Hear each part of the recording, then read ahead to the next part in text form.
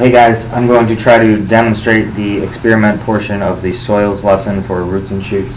The purpose of the lesson is to demonstrate that different soil types hold water differently, talk about how different soils are an important part of our ecosystem, talk about soil erosion, etc. So you have containers A, B, and C that each have different types of soil in them. A has sand, B has silt, and C has clay. The clay is actually just wet silt, so if you should get there and find silt in your clay containers, just add water and mix it up and it will become clay. So the first part of the lesson is the kids are split into 4 groups, and you'll give each table one of each of these containers, and they'll fill out their journal sheets and answer questions about the different soil types.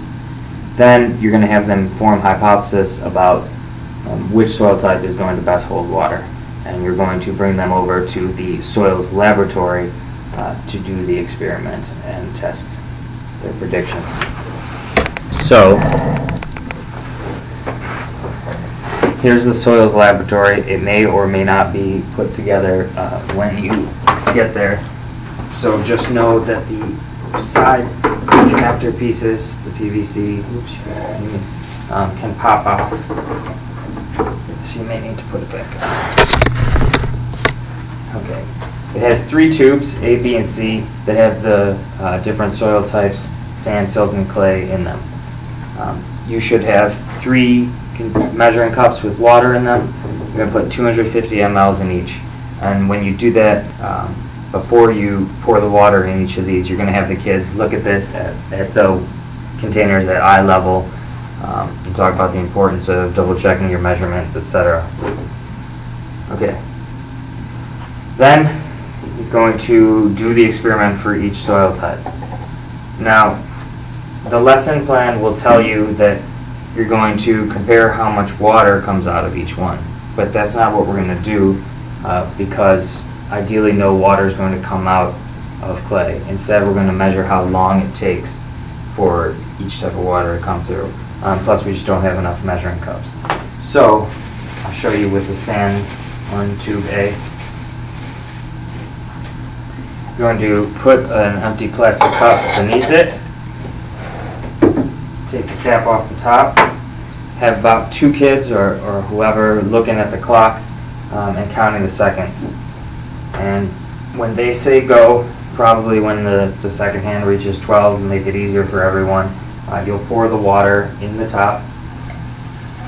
And you'll have the rest of the class watching here to say stop when all the water comes out. And you'll record how much time passed. Okay, so you'll do that for each one, and you'll see that the water goes quickly through sand, not as quickly through silt, and it shouldn't go through it all with clay. But it's okay if it does. You just emphasize that experiments need to be reproduced by different groups, the importance of experimental controls, etc. Now, because when silt gets wet, it becomes clay, we need to empty out the tube with silt in it afterwards, or now clay in it, and replace that with new silt for the next group. So you have a container that says use silt on it, and a container that says new silt on it. You're going to use the multi-tool, which will be in there, and it has a flathead screwdriver on it, to loosen up the tube. There are these connector pieces, you'll see them. And it'll slide out. One of you guys will take that to the bathroom and empty out the used silt. Replace it with new silt. There's a little scooper in there. Put a couple scoops in, and then put it back on for the next group. And while one person's doing that, the other people will be helping the kids to graph their results. Now there are parts of the lesson that I didn't go over.